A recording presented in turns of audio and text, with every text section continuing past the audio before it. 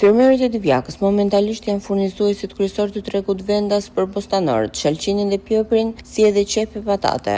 Në mesditë, në tregun e lirë të frutaperimeve në Divjak, 1 kilogram sharqi i cilësisë së parë është tregtuar me 20 deri në 22 lekë të reja, 1 kilogram pjepër 50 deri në 60 lekë, 1 kilogram qep 50 lekë dhe po aq edhe 1 kilogram patate. Në territorin e Divjakës dhe Lushnjës ushtrojnë aktivitetin 27 pika grumbullimit, të cilat aktualisht merren vetëm me eksportin e këtyre kulturave, ndërsa me perime të tjera si domatja, trangulli, speci, patlıxhani e të tjera punohet nga tregu vendas, ku prodhimi tërhiqet nga tregtarët direkt nga fermeri. Që e parë 23, 24, këtu mbahet 25. Po nuk kemi të kënaqur me tregun fare. Nuk kemi të kënaqur, na coptoi, na dormoi si vjet. Nuk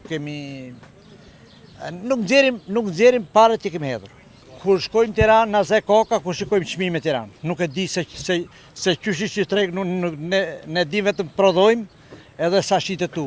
Me sa shohën, themi shteti, ne themi kot shteti, po na ka lënë për tokë fare. Nuk ka ardhur njëri më na thotë i llafe.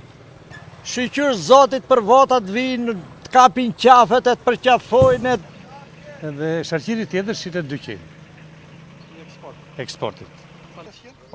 Mirë ishte, po sharqirin e kemi problem shumë. Po sharqiri me 2 kg maksimumi. Pjepri po shkon me 500 lekë. Ditë tjera ka qenë 500, 600. Varet nga sasia që është treg. Me këtë shmi mirës, po ullë. Këto 2 kg lekë nënte. 2 kg lekë poshtë.